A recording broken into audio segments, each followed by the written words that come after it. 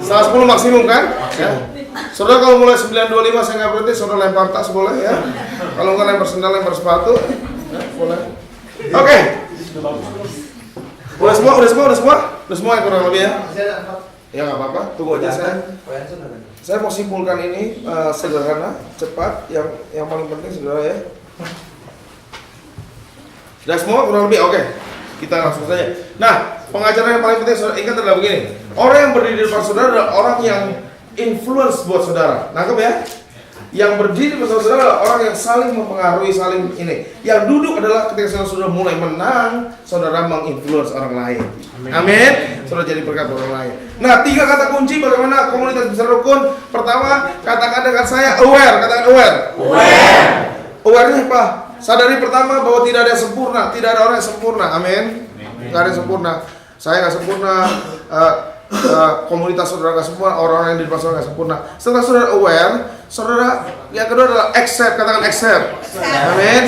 Saudara terima. Yesus juga terima saudara dengan kekurangan saudara. Saudara terima, tapi saudara bangun. Yang ketiga saudara adapt. Saudara adaptasi dengan sifat-sifat orang. Ngerti maksud saya? Ya.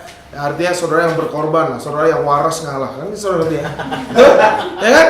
Kalau orang ribut, berantem terus, kalau nggak ada yang ngalah, nggak selesai. Yang waras ngalah, artinya lebih dewasa ngalah. Kalau saudara lakukan 3 ini, aware, accept, and adapt, I'm telling you, komunitas saudara akan jadi asik banget.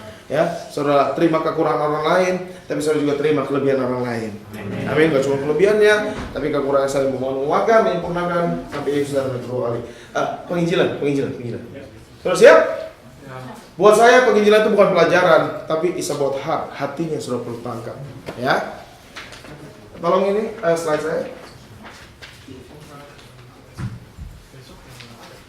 Judulnya adalah Gereja Misioner.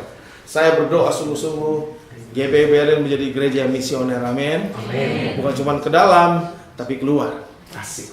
Nah, saya udah lihat sih banyak saudara kan jadi berkat buat KBRI, jadi berkat buat acara-acara di berbagai tempat. I'm telling you, your church is on the right track, amin. Ini dia, saya akan coba sedikit. Ci? Kok nggak bisa Ci? Oh iya. Nah, kalau gereja misioner adalah cirinya dia punya misi dan punya penginjilan, ya. Nah, terus kita akan belajar ini. Apa sih definisi gereja menurut Alkitab? Boleh dibuka ayatnya Matius 16 ayat 18. Matius 16 ayat 18. Ini ayat keren banget, ya. Waktu Yesus bercakap-cakap dengan si Petrus, harusnya sih. Matius 16 ayat 18. Dan aku pun berkata kepadamu, engkau adalah Petrus, di atas batu karang ini aku akan mendirikan apa? Jemaatku. Dan Allah mau tidak akan menguasai. Dan saudara baca konteksnya, itu lagi ditanya lah, ya. Siapa aku menurut kamu? Ada yang jawab Elia, ada yang jawab Yohanes, semuanya. Ada Petrus bilang, well, engkau adalah Mesias. Wow, saudaranya, terus dipuji Tuhan dan Tuhan akan mendirikan gerejanya dan Allah mau tidak dapat menguasainya. Asik banget, ya. Balik lagi dong setelah saya.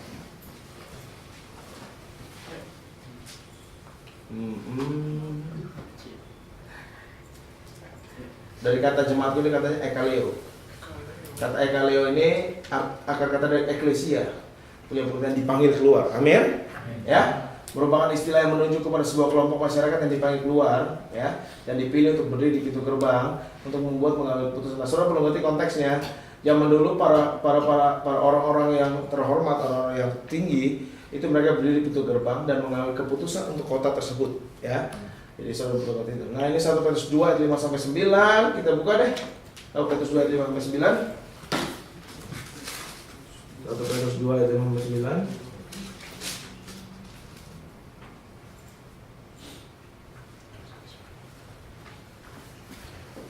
Dan biarlah kamu juga dipergunakan sebagai batu hidup untuk membangun suatu rumah rohani bagi suatu imamat kudus untuk mempersembahkan persembahan rohani yang karena Yesus Kristus berkenan kepada Allah. Ayat 6. Sebab ada tertulis dalam kitab suci, sesungguhnya aku meletakkan di Sion sebuah batu yang terpilih, sebuah batu penjuru yang mahal, dan siapa yang percaya kepadanya tidak akan dipermalukan. Ayat yang ke-7, karena itu bagi kamu yang percaya ia mahal, tapi bagi mereka yang tidak percaya batu itu telah dibuang oleh tukang bangunan, telah menjadi batu penjuru, juga telah menjadi batu sentuhan dan suatu batu sandungan. Ayat ke-8, mereka tersandung padanya karena mereka tidak taat kepada firman Allah, dan untuk itu mereka juga telah disediakan. Ayat 9, tapi kamulah apa? Bangsa yang sendiri, imamat yang percaya, supaya kamu memberitakan perbuatan-perbuatan yang besar dari Dia, yang telah memanggil kamu keluar dari kegelapan kepada terang yang berjaya. Nah, di sini kata eklesia ini keluar, memanggil kamu keluar dari gelap pada terang. Tapi bukan cuma sekedar dipanggil oleh Tuhan, Tuhan menginginkan kita ini loh, memberitakan perbuatan-perbuatan yang besar. Artinya menceritakan, menyaksikan Tuhan, menyaksikan kebaikan Tuhan dalam hidup saudara kepada orang lain. Jadi nggak beritanya itu cuma sampai saudara, asik, aku udah diselamatin, asik, aku udah masuk dari gelap, sekarang aku sudah diterangkan, aku sudah merasakan kasih Tuhan. Tidak, tapi saudara dikasih untuk mengasihi, saudara dipulihkan untuk memulihkan, saudara diberkati untuk memberkati, saudara diselamatkan untuk juga menolong orang lain bisa diselamatkan. Katakan amin. Amin. Artinya bukan diri saudara sendiri, tapi untuk orang lain. Nah, ini bicara soal saudara berdiri. Boleh deh buka deh Yeremia 29 ayat 7. Yeremia 29 ayat 7. Yeremia 29 ayat 7.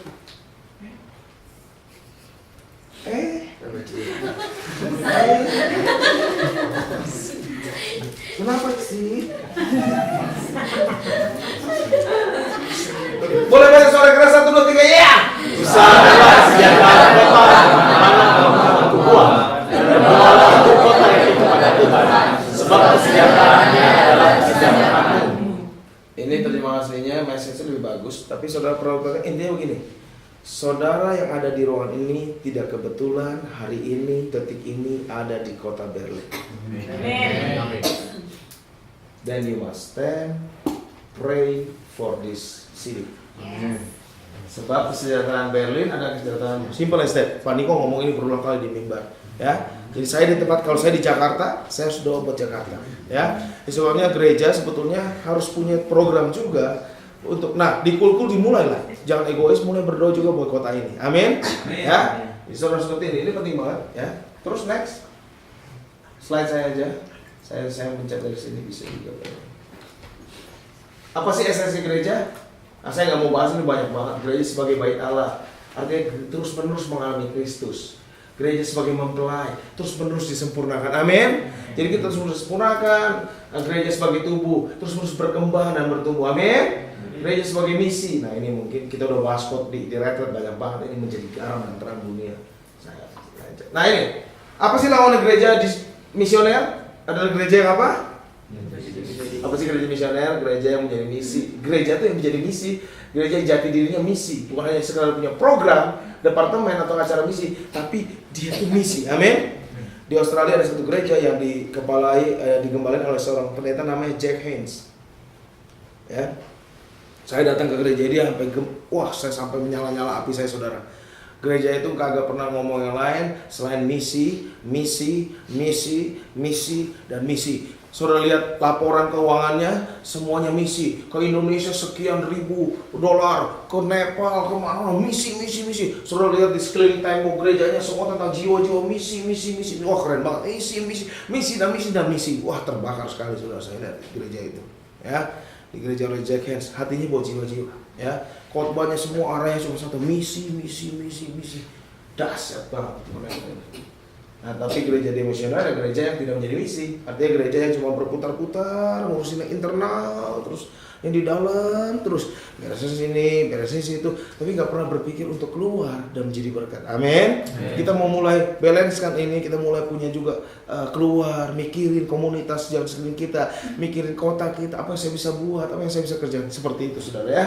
Ya, supaya saudara, nah banyak gereja cuma punya program, program misi, ini bukan, tapi gerejanya harus sebenarnya menjadi misi, punya hati misi, saudara. Ya, ekspresi gereja, ini gereja universal, saudara lihat, gereja universal, gereja secara umum yang tadi kita baca ayatnya, gereja kota, saudara baca sini ayat ini ya, kepada jemaat di Pergamus, kepada jemaat 7 sebagai tipikalnya.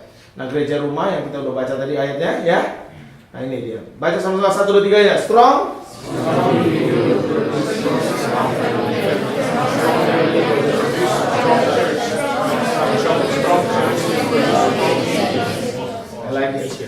Amsal 29 ayat 2.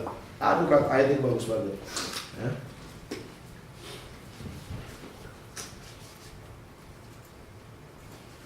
Satu, dua, tiga, ya.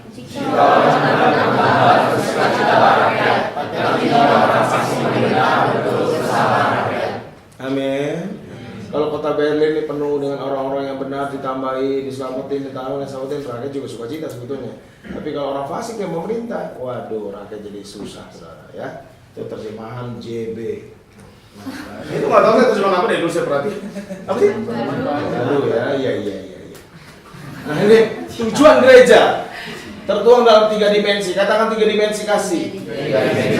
Yang pertama kepada Tuhan, amin. Kedua kepada sesama. Yang ketiga sebetulnya adalah hendaklah kamu saling mengasihi. Ya, udah ya. Terus. Yang pertama kita bahas cepat. Gereja ada untuk Allah. Katakan amin. Amin. Yang suruh seperti ya. Apa sih yang membedakan gereja dari semua institusi yang ada di bumi ini? Cuma 2. Penyembahan dan kekudusan. Ya, sebabnya penyembahan dan kekudusan harus jadi sesuatu yang saudara jadi ciri gereja. Saudara kalau di gereja udah gak ada penyembahan dan kekudusan, man, you are not a church anymore. Saudara cuma organisasi, saudara cuma sebuah kumpulan masyarakat, saudara cuma kumpulan geng yang tidak punya pengertian. Tapi kalau saudara mau gereja, cirinya cuma jelas adalah penyembahan dan kekudusan. Amin. Sebabnya saya suka menyembah bersama saudara tadi di awal. Waduh, saya pengen terus aja saudara. I like it. Ya, sederhana, lagu-lagu ini sederhana. Dan saudara begitu menyambar seperti api. Aduh, enak banget. Dan hal ini nggak disukai sama yang pertama adalah gereja untuk Allah, amin. Jadi gereja itu yang benar arahnya mesti gini, gereja untuk Allah. Kita pikirin bagaimana gereja ini terus menyenangkan Tuhan. Apapun yang ada di gereja terus menyenangkan Tuhan, gitu ya. Nah, terus kedua gereja untuk dunia. Ini dia baru soal misi. Ini merupakan tujuan gereja berikut, yaitu melayani dan menginjili dunia, amin. Yesus menggunakan tangannya untuk 2 hal, melayani, menyelamatkan orang. Saudara lihat deh di Alkitab, sepanjang Alkitab Yesus paling suka disebut bukan sebagai guru, bukan sebagai tuan, bukan sebagai rabai dan segalanya. Dia paling senang waktu disebut sebagai sahabat orang berdosa. Maka dia katakan dalam firman-Nya, dia datang bukan untuk menyembuhkan, bukan untuk orang yang sakit, bukan untuk orang sehat, sebab orang sehat tidak perlu disembuhkan, tapi dia datang orang-orang sakit yang perlu disembuhkan. Nah, soal baca ayatnya banyak banget ya. Saya cepat aja. Nanti sebenarnya setelah itu suruh pelajari di rumah udah jelas banget sebenarnya. 2 hal yang gereja kerjakan. Apa sih? Pengajaran, persekutuan. Dalam gereja harus terus ada pelayanan pengajaran. Yesus dipanggil guru lebih banyak daripada predikat. Nah ini saya nggak akan bahas karena konteksnya saya mau lebih ke misi ya. Nanti kita akan terusin. Ini selalu lihat nih kalau orang misioner. Gereja tuh waktu itu keenakan berkumpul sampai penganiayaan, akhirnya gereja baru tersebar, betul ya saudara ya? Yerusalem, Yudea, Samaria. Tadinya enak di Yerusalem aja berkumpul, akhirnya keenakan Tuhan tegur saudara ya. Nah saudara tahu hasil daripada ketika mereka keluar kota Filipi, Roma dimenangkan sehingga Eropa dijangkau lalu misi menyebar ke seluruh dunia. Saudara baca ayatnya, bahkan Asia dimenangkan oleh Paulus. Ya keren banget tuh, Paulus keren banget. Hanya dengan dia fellowship dengan orang-orang dari sekitar, nah semua itu aduh asik banget. Ya, oke survei ini penting.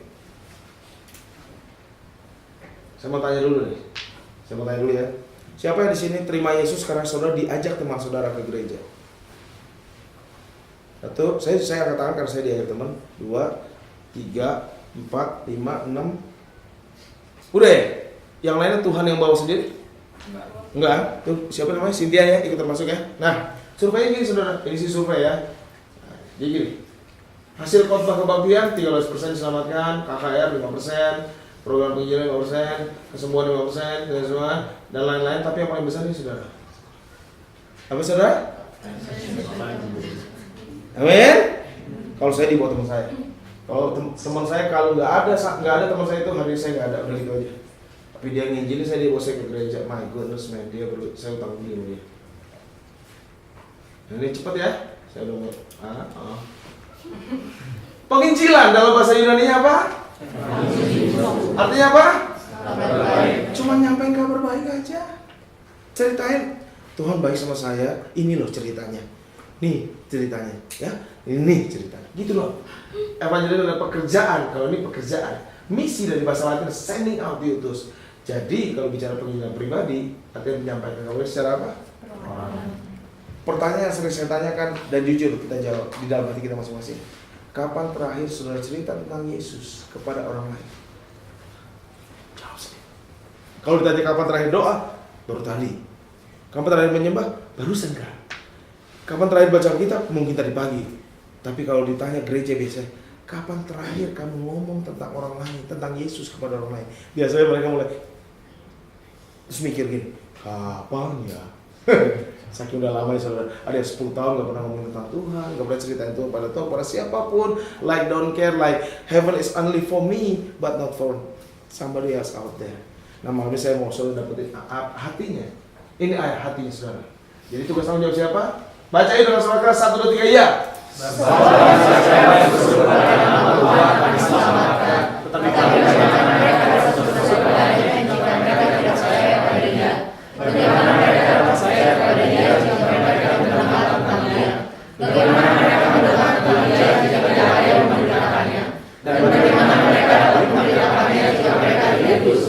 Sama seperti ada tertulis, betapa indahnya kedatangan mereka yang membawa kabar baik.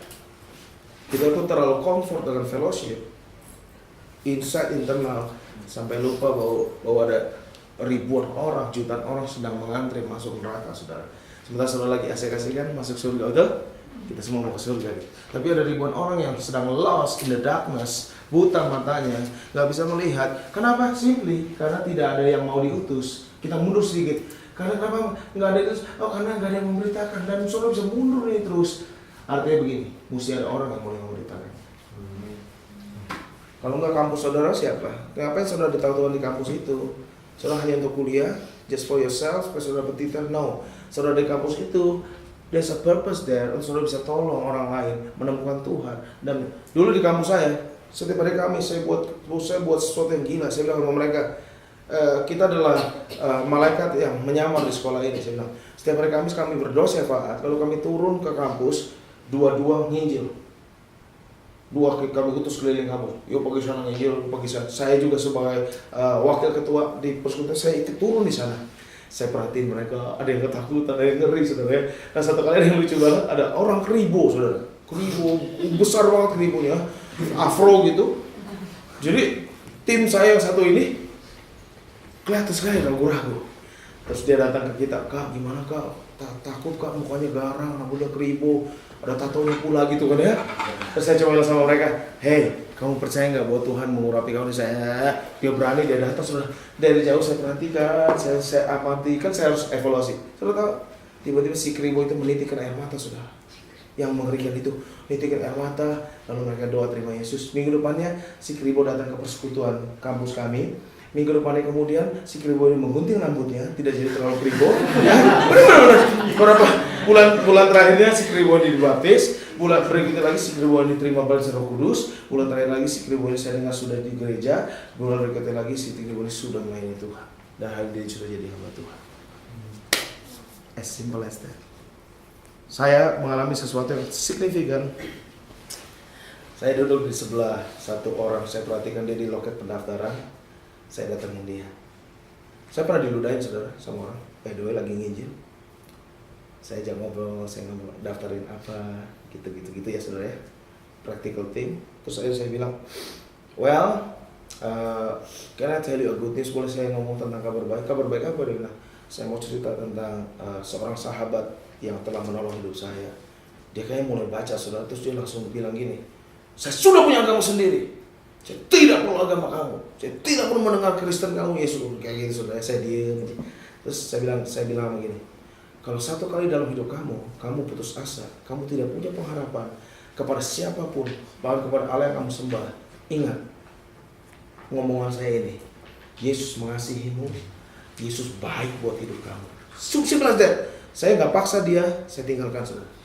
Terus saya tinggalkan. Saya pergi ke Australia. Kayak saya pernah cerita ya. Saya lupa. Saya pergi ke Australia, nggak lama saya tiba di Australia, saya ingat sekitar 2 minggu, tiba-tiba ada surat saudara, sepucuk surat itu kejadian setelah 2 tahun dari kejadian itu yang saya sudah lupa sama sekali. Surat itu masuk ke dalam tempat saya buka, saya baca, yang sana ada surat, kata tante kos saya. Lalu saya ke kamar, saya baca, surat tahu, saya taruh surat itu, saya lari ke kamar, saya loncat-loncat, tahu nggak surat itu isinya apa? Surat itu dimulai dengan begini. Shalom kak, mungkin kakak tidak mengenal saya dan tidak mengingat saya. Tapi saya adalah 2 tahun yang lalu yang duduk di loket pendaftaran. Yang kakak kokoh jadi, yang kakak ngomongin tentang Yesus bla bla bla. Terus dia cerita, kak, bla bla bla bla, saya sudah menikah. Pernikahan saya sudah mau karam, sudah mau hancur karena dia ternyata senior sudah lulus. Habis itu sebenarnya sudah menikah, pernikahan sudah mau cerai, sudah mau berantakan semuanya, acak adul.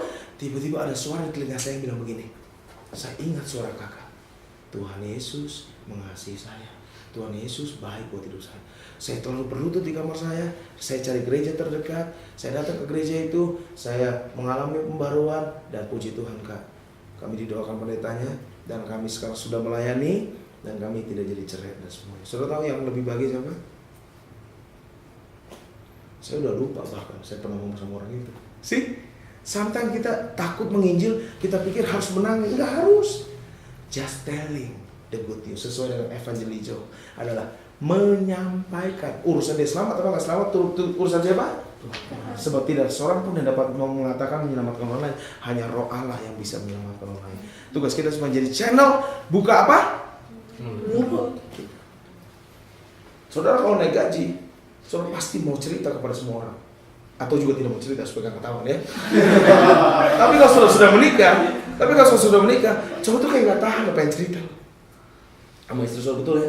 Karena saudara bahagia, itu kabar baik, betul nggak? Good news. Tapi heran, good news yang paling penting ini tentang keselamatan banyak orang tutup mulut. Nggak udah bicara. Satu kali saya naik pesawat di Garuda menuju Bali, cewek baca buku di samping saya. Saya perhatiin bening enggak? Kayaknya lumayan. Apa sih? Enggak ya? Saya perhatikan, saya lihatin. Sampai dia apa sih? Gitu kan. Oke. Akhirnya saya mulai dengan buku.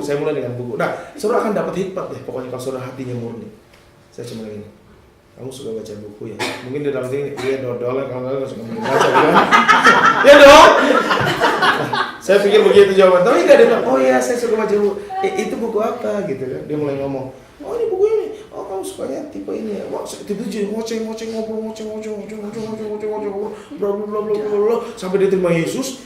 Pesawat mau mendarat. Nggak mungkin loh saudara ya. Faster nih terima Yesus yuk. Nggak mungkin saudara ya. Wah bagaimana? Saya bilang, mau sama-sama saya sebentar turun kita berdoa terima Yesus. Mau turun, orang pada turun, kita doa sudah di depan terima Yesus. Dan dia orang Bali asli. Kita tukeran kontekan person, tukeran handphone dan semua kontekan person. Tukeran handphone. 3 bulan kemudian dia telepon saya. Saya sudah dibaptis Pak. Saya sudah di gereja Pak Alex Abraham, GPI Betani, Nyindek. Nah, itu udah jadi perjalanan dari Bali seperti itu. Yang paling senang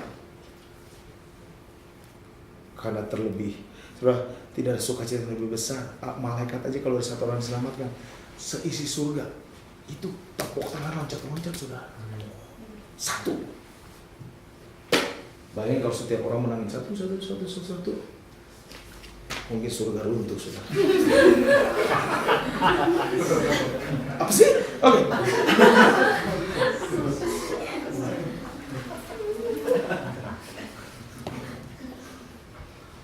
Ini hati yang saya mau saudara dapat.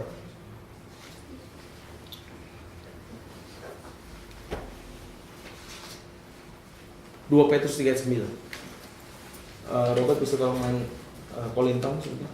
Oh gitar, ternyata gitar. Enggak ada kolintang saudara ternyata.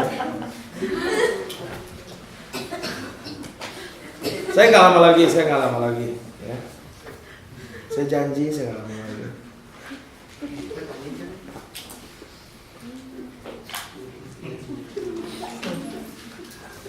Tak tungtung. Tuh ada tak tungtung deh. Siapa yang tahu itu? Mengerikan sekali ketawa kamu. Semuanya disedot. Makanya bersih semua. 1, 2, 3 ya baca yuk. Tuhan dialah bagi janjinya, selalu dalam yang sebagai tapi selamatkan kamu, tapi yang menghendaki supaya ada yang binasa, supaya semua orang berbalik dan bertobat. Bahasa Inggrisnya bilang begini, that none should perish. Tidak seorang pun binasa. Nah, ini saya gambarkan begini. Yohanes tuh murid yang paling dekat dengan Yesus. Dia suka tidur di dada Yesus gitu ya, bersandar. Saya pernah iseng, saudara. Kalau detak jantung Yesus bunyi, itu bukan duk seperti kita. Saya percaya detak jantung dia bunyi begini. That none should perish. Tidak seorang pun binasa. Amin. Itu hati dia, saudara. Siapa yang jadi alatnya? Kita semua. Amin. Kalau saudara dekat dengan Tuhan, saudara akan tahu hatinya, saudara akan tahu detak jantungnya. Cuma itu bunyinya. Saya pengen lihat orang sebanyak mungkin tidak binasa. Nah, kalau itu saudara tangkap, saudara akan lihat sekolah saudara secara cara yang berbeda. Saudara akan lihat itu sebagai ladang. Amin. Nah, yang terakhir, saudara, perumpamaan domba yang hilang. It's interesting. 100 domba hilang cuma berapa? Satu, saudara. Dikatakan begini, gembala yang meninggalkan yang 99 demi yang satu itu. Satu itu berharga. Perumpamaan tentang dirham yang hilang. Uangnya jatuh, satu dia cari, saudara. Perumpamaan tentang anak yang hilang. 2 anak, satu hilang. Sebenarnya dua-duanya hilang. Yang sulung hilang, yang bungsu hilang. Tapi yang satu lebih kacau hilang. Bapaknya nggak buang. Dengan hati yang mau berharap, bapaknya tunggu itu, saudara. Sampai anaknya pulang. Waktu anaknya makan sampah babi, dia ingat gini, enakan di rumah bapak. Aku anak, aku gak layak pulang ke rumah. Alkitab tuliskan gini, dia pulang ke rumahnya dengan keadaan dakdikduk sebetulnya. Tapi bapaknya dari jauh, Alkitab katakan telah lari dan merangkul dia.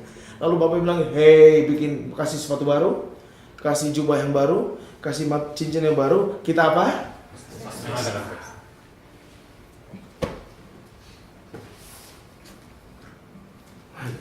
Maksud ini, Yesus berkata, demikian juga akan ada sukacita pada malaikat Allah karena satu orang berdosa yang satu saja. Makanya Pak Johan Handoyo, Bu, dia bikin semboyan tahun lalu di gerejanya. Win one soul for Jesus. Win one soul for Jesus. Win one soul for Jesus. Caranya gimana? Gampang. Ini yang paling praktis.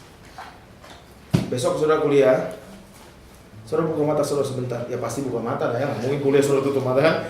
Tapi buka mata gini, lihat sekilas 5 menit aja gini. Saudara perhatiin.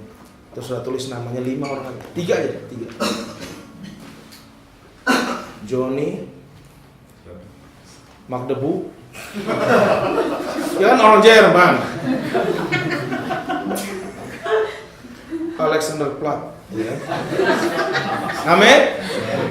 Ya, 1 orang Indonesia, 2 orang Jerman, ya. Atau Suminem, ternyata Jawa di sini. Nah, 3 orang ini saudara taruh di dompet saudara. Taruh di bawah kasur saudara, di atas kasur saudara. Taruh di WC saudara. Waktu saudara mandi. Saudara tabur doa buat 3 orang. Bisa? Bisa. 3 orang. Ku doa Tuhan buat Johnny, Tuhan. Ku doa buat ini 3 orang supaya dia melihat kebenaran. Sampai saudara pelan-pelan mendekati dengan baik-baik, dengan kasih, dengan tulus. Sampai pada sewaktunya apa yang saudara tabur saudara tuai dan saudara memenangkan jiwa. Amin. Kalau saudara nggak pernah berdoa buat orang lain, man, we are a selfish Christian.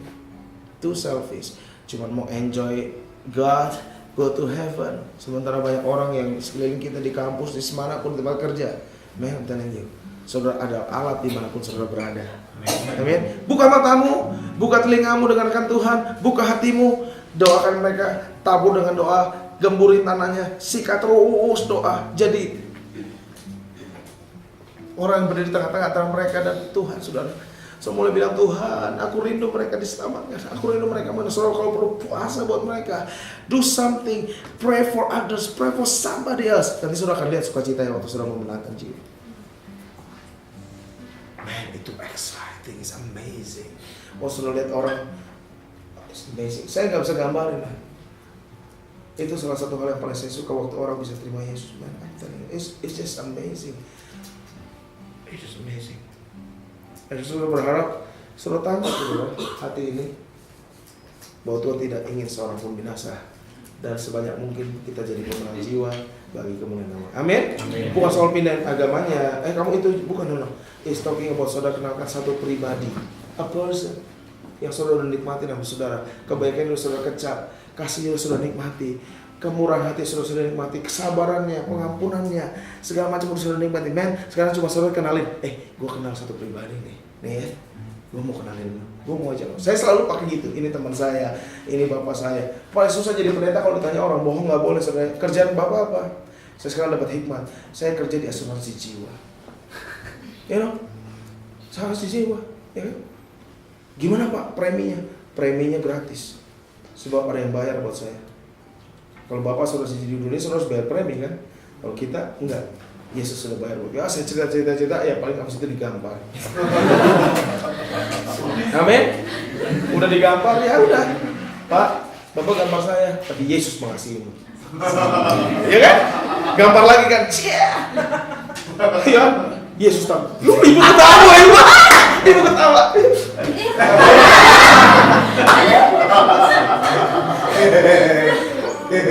Saya suka sekali buat ibu gembala saudara ketawa. Dia lu baik sekali orang.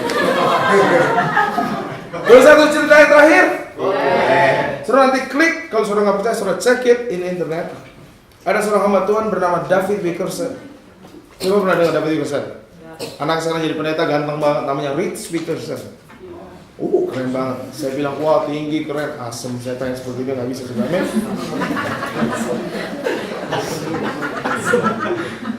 Saya udah nggak bisa berubah, susah. Ini hasil dari makan dengan mereka. Tadi siang kita makan Cina, saudara. Cina yang makan sembarangan itu, ambil segalanya ya.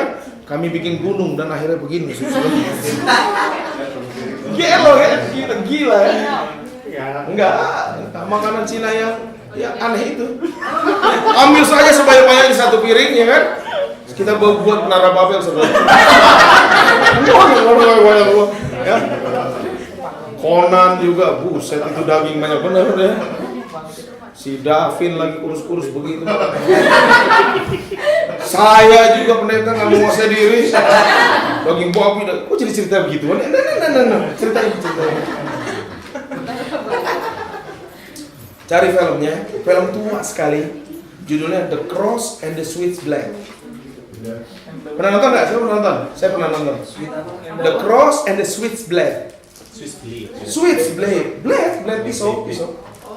Yang dimainkan oleh Pat Boone dan Eric Estrada. Filmnya tahun 1970, pantasan pada bingung. Ya? Saya belum pada lahir tentunya, ya kan? Saya juga belum, karena papa mama saya belum kawin, ya. Oke? Tapi siapa tahu Eric Estrada, Chip, tahu Chip? Polisi gede, lucu ya? Ya lo, kata gue sih bos, ya kan? Gila, cuma gue mahasiswa yang seangkatan. Sama kamu, tahu Chip? Tahu ya, yang polisi itu lucu ya? Nah, ceritanya begini. Saya suruh nonton film, cerita begini. Satu kali David Wickerson suruh pergi ke New York, saudara ya, sama Tuhan. Dia harus tinggal di jemaat yang udah banyak, dia pergi ke New York. Dia datang ketemu seorang bernama Nicky Cruz. Itu dia kepala geng dari Mau Mau. Saya juga bingung gengnya namanya Mau Mau, gitu ya. Nah di film itu cerita lucu nih, kalau saudara nonton lucu banget. Ketika mereka akhirnya berhasil dibawa ke gereja, terus ada persembahan kolektif kan. Yuk ambil apa ketua gengnya suruh persembahan. Mau dibawa kabur. Oh gila ada bener aneh. Pokoknya lucu banget. Itu yang lucu ya. Tapi keren cerita itu bilang begini. Waktu dia datang ke Nicky Cruz, dia cuma bilang, "Man, Jesus love you." Wah diludahin sudah. Dimaki-maki. Dia datang lagi besok. Jesus love you. Dia macam-macam men. Akhirnya ditusuk ya. Tapi nggak mati itu dilindungi Tuhan. Tusuk. Nah, dia mulai heran, kenapa orang ini ditusuk tapi nggak membalas. Dia akhirnya mulai tergerak hatinya. Ya, ini yang saya mau saudara nangkep. Gara-gara ada seorang David Wickerson, dia menangis satu orang namanya Nicky Cruz. Nicky Cruz menangis seorang yang namanya A.R. Bernard. Saudara chat di internet, A.R. Bernard hari ini seorang gembala, punya gereja di New York, jemaatnya nggak banyak saudara, cuma 32.000. Glacial Cultural Church. Dari satu orang, menangin satu orang, 32.000 orang diselamatkan. You know the impact? Jangan anggap remeh satu orang. Amin. Amin. Amin. Karena masa depan seseorang tergantung pada kabar baik yang sudah sampaikan. Saya waktu dengar ceritanya saya cuma gini. Saya baru tahu nih Krus ternyata menobatkan air benar mandi. Amin. Yuk kita mulai berdiri. Udah tinggal 5 menit lagi. Kita selesaikan secara jantan.